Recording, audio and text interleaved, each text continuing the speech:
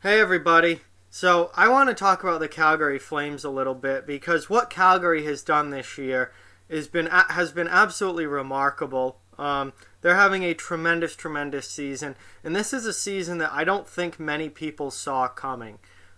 Calgary missed the playoffs last year, were really disappointing, and going into this year, I had them as a bubble playoff team. Maybe they would make it, maybe they wouldn't, and they were kind of a hard team to read, and you just didn't know what you were going to get with them. And based off how they've looked over the past few years, it was kind of a 50-50 shot on whether they would be good or not. Well, here we sit now coming out of the All-Star break, and Calgary is the second place team in the entire NHL, only behind the Tampa Bay Lightning, who are absolutely phenomenal. Calgary's the best team in the Western Conference. They've had an outstanding season, and it's just been incredible. When you look at what Calgary, we all know that Calgary has talent. You look at the roster on paper, and you're like, wow, that should be a good hockey team. The problem is that over the past few years, they haven't always been a good hockey team, even though they've been talented. You go back to 2015, they make the playoffs and make it to the second round. They beat Vancouver in the first round in 2015, and that's been their best run in recent history. 2016, they don't make the playoffs. 2017, they make the playoffs but get swept by Anaheim in the first round. Don't even show up for that series. Then last year, they missed the playoffs again. So it's been an every other year thing. They're in the playoffs every other season. Then they miss. Then they make it. Then they miss. But they haven't been this good in that stretch. The years that they do make the playoffs, they have not been this good.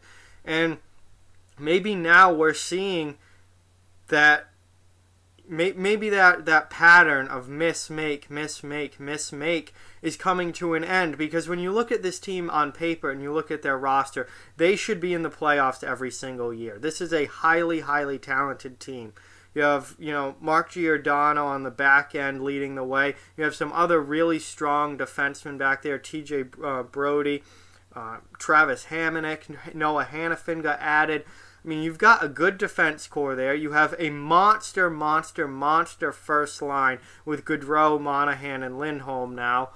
This is a team that should be in the playoffs year in and year out. And when you look at their talent, they should have been in the playoffs pretty much every year over the past few years. But unfortunately, they've been inconsistent. Now, this is a team that, throughout that entire stretch, they could score goals. But the biggest issue that I've seen with Calgary, and the reason that they've missed the playoffs at times, is because of their goaltending. Goaltending has been a major problem for this team, and finding stable long-term goaltending has been an issue. And while they may not have the long-term answer in goal right now, they do have getting very good goaltender play from what they do have, and that's David Riddick and Mike Smith to an extent, although Mike Smith is not having a good year. But getting back to, let's just look at, what they've had. So they've always, Gaudreau and Monahan have been together for years now. They've always had good scoring. They've been able to score goals. The problem has been keeping the puck out of their own net, and when you go back, they really haven't had a great answer in goal. The year that they had Brian Elliott, they got swept out in the first round. Brian Elliott struggles to stay healthy. Mike Smith, they move on. They get Mike Smith from Arizona, thinking he's going to be an answer in goal. He's been struggling to stay healthy, and a good chunk missed, a good chunk of last year with injury, which is really killed their playoff hopes last season. This year, Mike Smith has not played well. Mike Smith isn't even the starting goaltender anymore. He hasn't been good.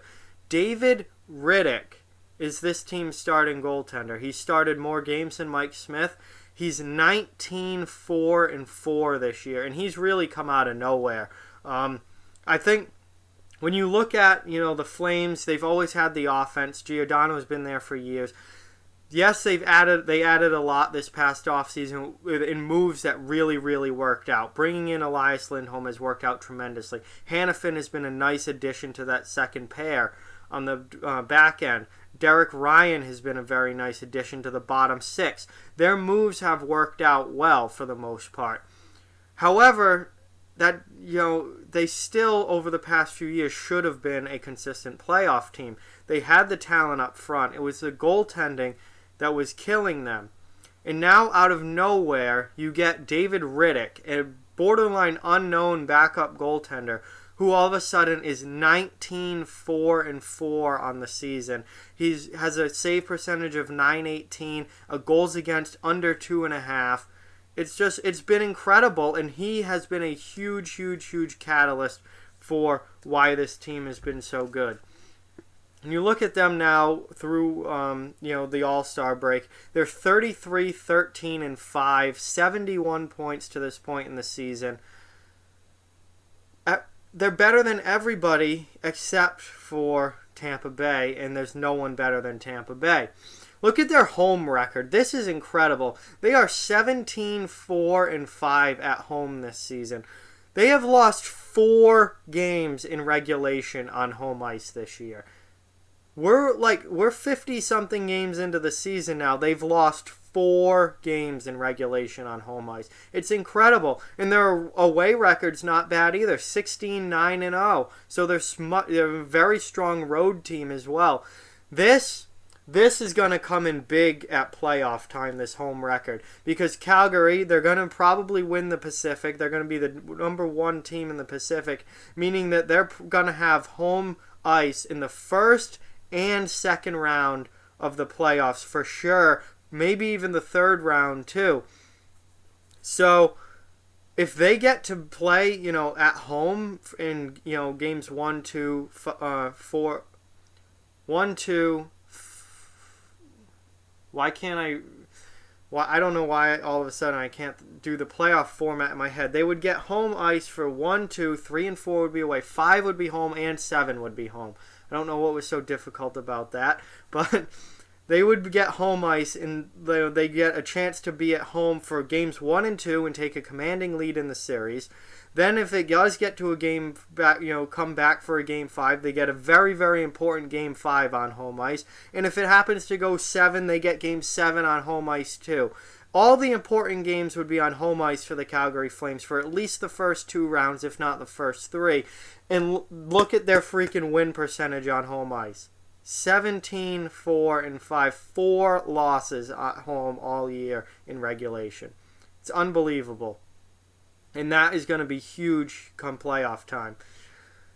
So, moving on, let's look at some individual players here. I talked about David Riddick. He has been probably the number 1 key to why this team is where they are, is his stellar play in goal and his ability to take that number 1 spot from Mike Smith when Mike Smith hasn't played well, and he's really not. His save percentage is under .900. His goals against is over 3. Mike Smith is having a bad year for the Flames. How many teams, when their starting goaltender has a down year, a bad year, get better and become a first place team in their division? Not very many. The Flames have been able to do that because of David Riddick. The other thing that's really helping them is their top line. They brought in Elias Lindholm this past offseason in a trade with Carolina. He has been fantastic playing with Goodrow and Monahan. 21 goals, 37 assists for 58 points, over a point per game. Sean Monahan, 27 goals, 34 assists, 61 points, well over a point per game. And Johnny Goodrow is in the MVP hunt. He is definitely in the top 3 for MVP candidates right now. 29 goals, 44 assists for 73 points, and we're at the frickin' All-Star break. And he already has 73 points. Goodrow could push 120 this year. That might be a bit of a stretch. He'll definitely be over 100, though. Definitely be over 100. 29 goals and 44 assists already for Johnny Goodrow. He is having an unbelievable season and a very strong MVP candidate. Outside of Goodrow, Monahan, and Lindholm, they're getting a good scoring from their second line as well. Matthew Tkachuk has 57 points this year. Huge breakout offensive season for Tkachuk. Michael Backlund is also having a good season. So now you have their top. They have two really good scoring lines. They're getting good enough secondary scoring and contributions from their third and fourth lines. They have Mark Giordano having a Norris Trophy type season on the back end. They have a really, really solid top four defense with Giordano, Brody, Hamonic, and Hanifin. Their top four is fantastic. This team is just set up to win. They finally look like the ultra-talented team that they should have looked like for the past 4 or 5 years. But they finally put it all together. They're getting the goaltending, they have the defense core, and they have the incredible scoring up front. Everything has finally fallen into place for the Calgary Flames this year, and that's why they have 71 points at the All-Star break. They have been absolutely phenomenal, and I cannot wait to see what this team does in the playoffs, because Calgary is kind of notoriously, especially in recent history, they're a notoriously bad playoff team. They made it to the second round in 2015, and that was a really good step for them. But then they didn't make it to the playoffs the next year. Then they get swept in the first round by Anaheim. Then they don't make it to the play. They haven't been deep. They haven't gone deep in a long, long time.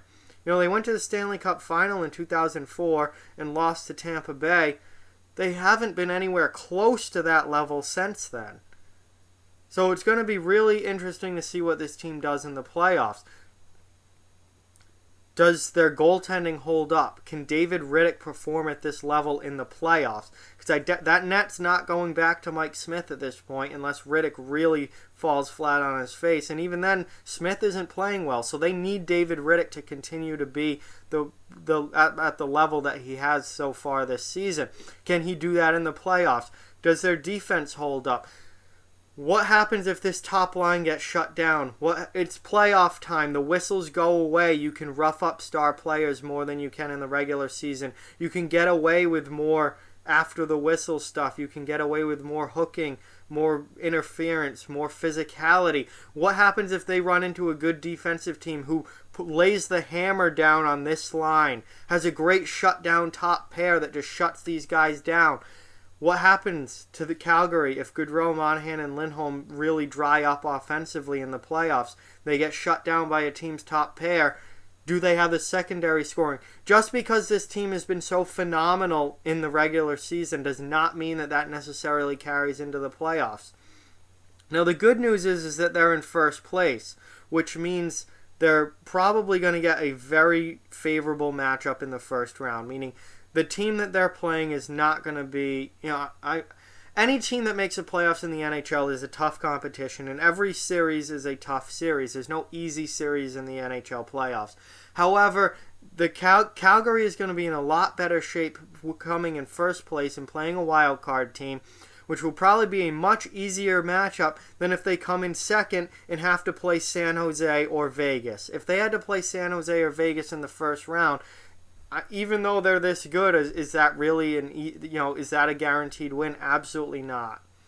They need to make sure they close out this division and play a wild card team in the first round. That would give them a good chance of getting past the first round, and after that, you never know. It's the NHL. If they play San Jose, that's going to be a damn difficult matchup. If they play Vegas, that's going to be a damn difficult matchup. But they got to get past the first round first. We'll see what they can do come playoff time. So, Calgary having a phenomenal, phenomenal season, far better than I ever imagined for this team. And really looking really, really good. However, the regular season is the regular season. The playoffs are the playoffs. The big test for this team is going to come playoff time. And I cannot wait to see how this team performs in the playoffs. That's going to be... That is a team that I will be watching closely. I don't care if their playoff games aren't until 10:30 at night, my Eastern time. Whatever that first round matchup is, I will stay up and watch those Calgary games. I want to see what this team does in the postseason, because what they've done in the regular season has been remarkable. But can that carry over? We're going to have to wait and see. So, that's what I've got on the Calgary Flames. Like, comment, share, subscribe, follow on social media. Check out offthewallhockey.com. All those links are down in the description below. If you'd like to further support the channel, the links to our Patreon and merchandise store are down in the description as well. Keep spreading the word about this channel. Let's keep this thing growing. Thank you very much for watching. Hope you enjoyed the video, and I'll talk to you guys soon.